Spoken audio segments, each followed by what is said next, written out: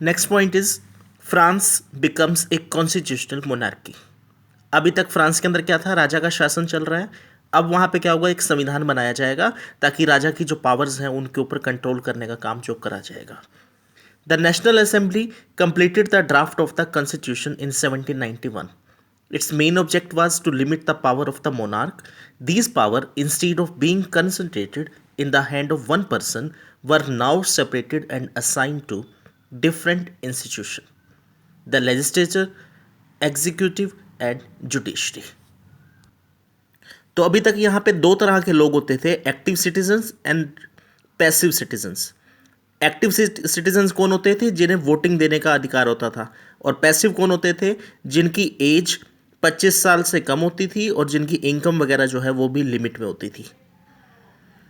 तो अब इन्होंने जो क्राइटेरिया बनाया, तो ये तो है ओवरऑल सिटीजन्स।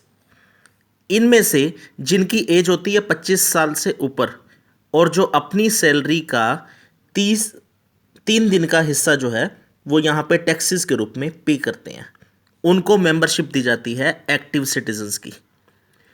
तो ये भी कोई संख्या के अंदर लगभग 50,000 के आसपास हो जाते हैं। इनमें से 50,000 लोग यहाँ पर गए जिन्हें इलेक्टर्स का नाम दिया गया। अब इन्हीं इलेक्टर्स के अंदर से ये अपनी एक लेजिस्लेटर बनाते हैं, एक असेंबली बनाते हैं, जिसमें 745 मेंबर्स जो हैं यहाँ पर इकट्ठे होते हैं।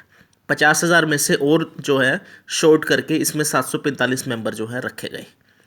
अब ये 745 मेंबर्स जो हैं ये काम करते हैं, अपने लिए एक मिनिस्ट्री तैयार करते हैं। जैसे कोई भी गवर्नमेंट है और गवर्नमेंट अपने बनने के बाद लोकसभा के जैसे सदस्य हैं तो उनके ऊपर एक मिनिस्ट्री बना दी जाती है जो पूरे देश के अंदर कंट्रोल करेगी।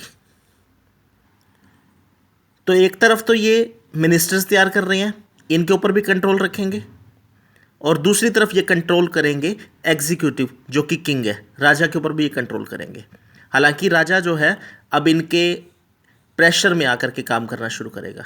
राजा चाहे सिर्फ नाम का राजा ज़रूर है, लेकिन राजा उतना खुला काम नहीं कर पाएगा जितना वो पहले करता है। अब उसे असेंबली के टच में रहना होगा। तो कॉन्स्टिट्यूशन जो बनाया गया अब वो क्या है, एक डिक्लेरेशन के साथ शुरू होता है। ये बना हुआ कॉन्स्टिट्यूशन जो फर्स्ट पेज के ऊपर ही इसका जो डिक्लेरेशन दिया गया, राइट्स ऑफ मैन और citizens, rights such as the right to life, freedom of speech, freedom of opinion, equality before law were established as natural rights. They belong to each human being by birth and could not be taken away. It was the duty of the state to protect each citizen's natural rights. और हर राज्य का कर्तव्य होगा कि वो इन सब की जो है सुरक्षा करेगी।